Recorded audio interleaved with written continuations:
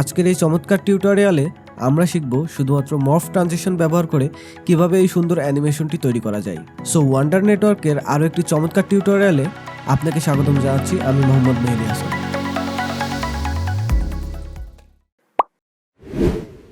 Morph animation তৈরি করার জন্য পাওয়ারপয়েন্ট ওপেন করব এবং একটি ব্ল্যাঙ্ক প্রেজেন্টেশন নিব।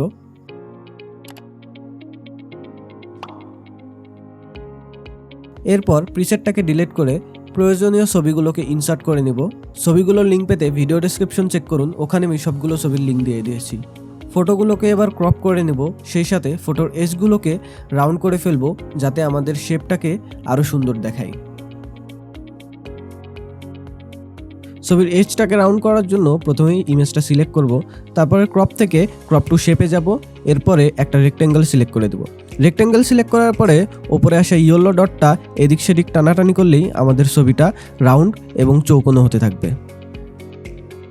সেমভাবে বাকি ছবিগুলোকেও ক্রপ এবং রাউন্ড করে ফেলবো।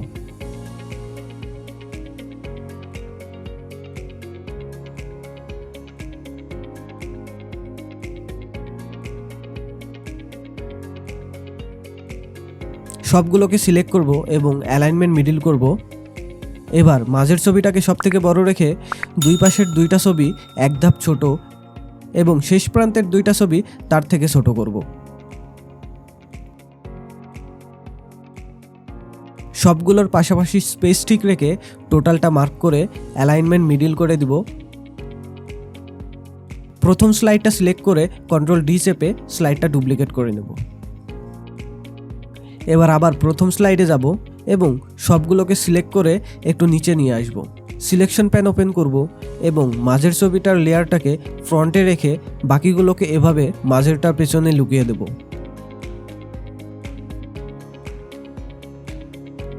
সবগুলোকে আবার মার্ক করব, গ্রুপ করে আরও একটু ছোট করে নেব।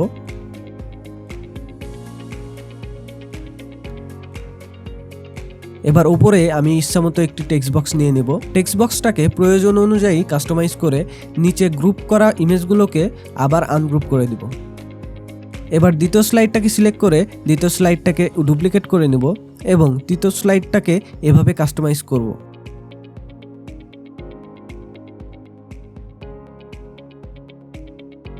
একইভাবে সবগুলো স্লাইড কাস্টমাইজ করে নেব।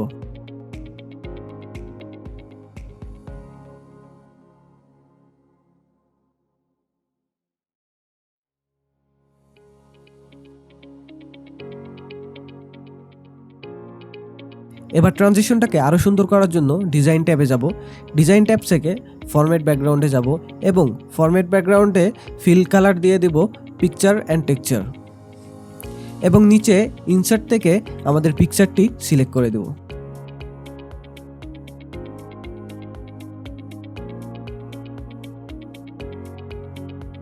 সেমভাবে সবগুলো স্লাইডেই আমরা ব্যাকগ্রাউন্ডে পিকচারগুলো দিয়ে দেব।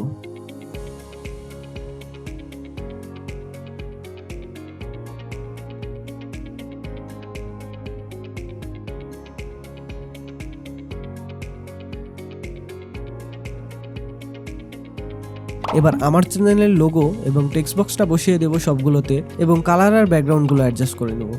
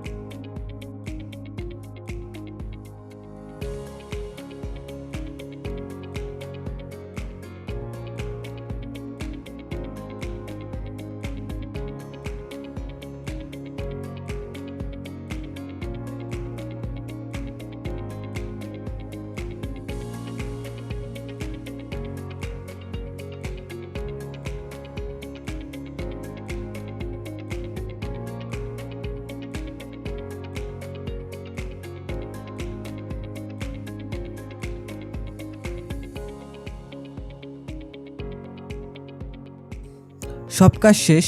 এবার প্রথম স্লাইডটা সিলেক্ট করব, ট্রানজিশনে যাব এবং মর্ফ ট্রানজিশনটা সিলেক্ট করে দেব।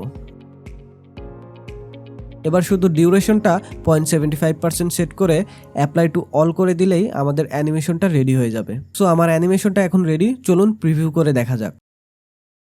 এই ভিডিওতে দেখানো প্রজেক্ট ফাইলটি ডাউনলোড করতে ভিডিও ডেসক্রিপশন চেক করুন।